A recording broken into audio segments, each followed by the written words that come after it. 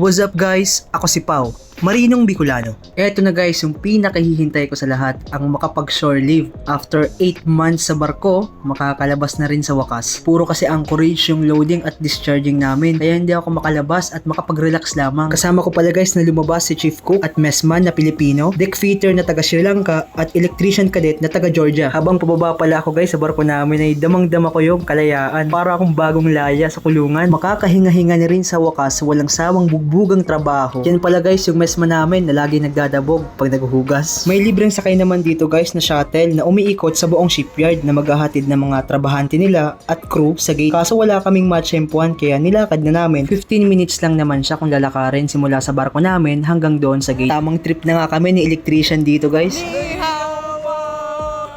Ang lawak guys ng shipyard na to from berth 1 to berth 10. Madami ding mga dry dock slots, isang buong islang shipyard dito sa Shinya. Kitang kita ang mga barkong umaraw at gabi ay tuloy pa rin ang mga operasyon dahil sa dami na rin ang mga trabador nila na morning at night shift. Biruin mo yun guys, nasa 100 plus na trabahante ang sasampa sa barko para ayusin at pagandahin. Kaya mabilis lang dito guys sa dry dock, 1 to 25 days or maximum 1 month kung kanilang trabahuhin. You know, at nakarating din kami sa gate guys. Niready na namin ang aming mga shore pass na dala. At ayun, sumakses, nakalabas nga. Tapos iniwan na namin yung mga helmet namin doon sa gate station counter kasi para kanyang tanga kung mag-helmet ka pa sa labas, di ba? Around 10 minutes lang guys ang biyahe papunta doon sa mini small town na pupuntahan namin kasi malayo din ang city nila dito. Baka sa biyahe pa lang ay ubos na ang oras namin. Ito pala guys yung place na mini town nila. Crossing siya guys na kahit saan ka tumingin at tumawid ay marami kang shop na makikita gaya ng bilihan ng gadgets, souvenirs, pagkain at may inuman din. After namin magpapalit ng pera ay kanya-kanya na kaming shopping pero yung binili ko lang ay panghaplas sa likod kasi ubos na yung efficacy kong dala. Hurumukan time, nung nagutom na kami ay dito na yung napili namin na kainan. Beef spicy noodle yung best seller nila dito. Mga try nga. Tapos partner daw guys, dumplings.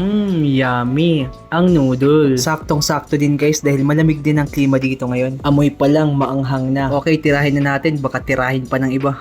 Op, sabaw muna. Gumuguhit yung anghang sa lalamunan guys. Di lang halata kasi gutom na yan. Sabay salpak ng dumplings. Siramsa ng lani. Pagkatapos namin kumain ay chill mode na kami guys. Inuman habang ini-enjoy ang view sa labas, sariwang malamig na hangin at ingay ng paligid na malayo sa mga ingay ng trabaho at mga bakal sa barko. What's up guys? At ngayon guys, tapos na ang saya. Oras na para bumalik ulit sa barko dahil bukas guys ay kailangan pang gumising ng maaga at pumasok. Ganito ang buhay seaman guys. Minsan, kailangan lang namin makapag-relax at mag-enjoy dahil sa barko ang oras ay kalkulado. Walang tapos ang trabaho, ang pahinga ay isang regalo. Maraming salamat sa panonood guys. Hanggang dito na lang.